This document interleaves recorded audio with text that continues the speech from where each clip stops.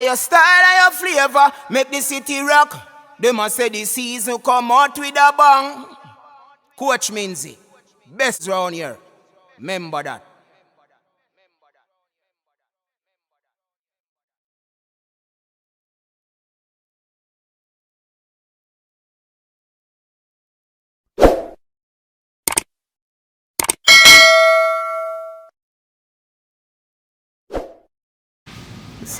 Alright people, welcome to the coach's desk, and here we have Olympian from the Cayman Island, Shalysa Wray. Shalysa Wray, welcome to the channel. Thank you. Thanks so much for having me. Alright, so we and Shelly go way back because she used to be at the St. Jacob High School where we interact as a coach, athlete, and it's good for me to be here to talk with her. I must say congratulations to you on your recent graduation from the Kent State or K-State University. Wonderful job. Thank you so much. Yeah, man. And talk to us about the time spent there at K-State. Well, I would say my first year was a bit difficult because I came from an NAIA school. So like the environment was a bit different, training was definitely different, and of course the coaching was different. So it was kind of difficult. I would have to, say that my first year was not my best year at all. It was probably, my worst year on the track. But that year was also the year that I went to Olympics, and I was a bit nervous, of course, because like I said, it wasn't my best year. But I went on, onto the Olympic stage, and I got a PR, and that kind of like opened my eyes and made me realize that I do have the potential, to compete with the best of the best, and to get a PR even if my season wasn't the best. This season, I would say, was my best season. I learned a lot. I started to believe more in myself and tried to understand the race, the 400, a bit better, and it paid off. As you might know, I ran a PR, and I PR'd almost like every race that I ran. So I would say that this year was probably my best year. K-State has been really good to me. I've adapted. Me and the coach have, grown a really good relationship this past season. I feel like that's helped me to, be even better on the track. So I would say my time there has been really good, and I'm really looking forward to this season. All right, talk to us about the experience at the Olympic, what it did for you, because we have another Olympic coming up in 2024. Preceding that would have been a World Athletics Championship next year. Talk to us about how that experience would have pushed you now to go forward in the track and field.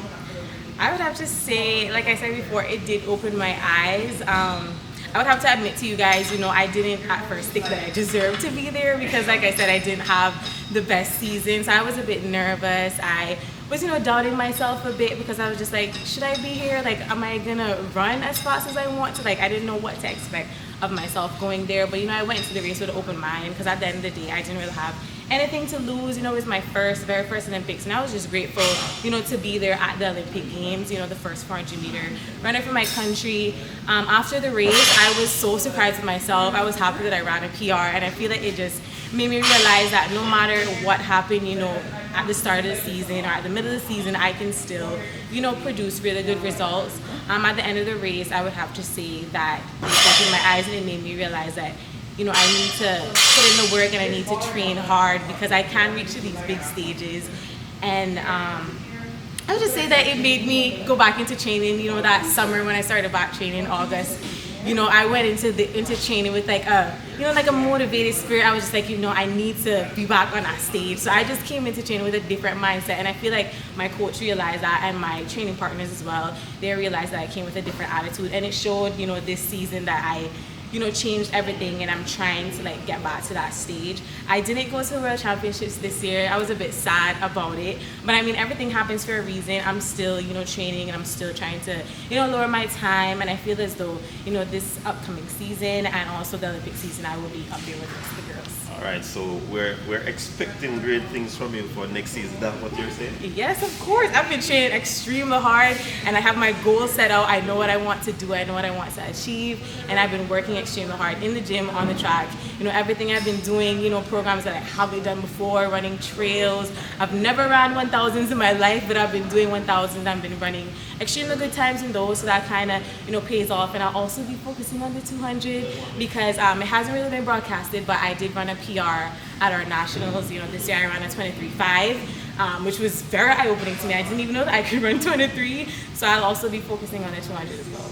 Okay, so you're looking forward to the double to compete at the World Championship, or one is a stepping stone for the other?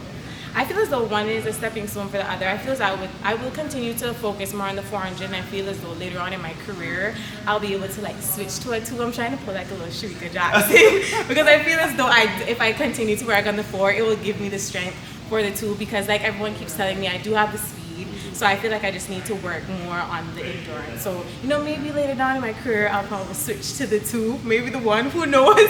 But I'm focusing on the 4 now because I really want to get my time lower.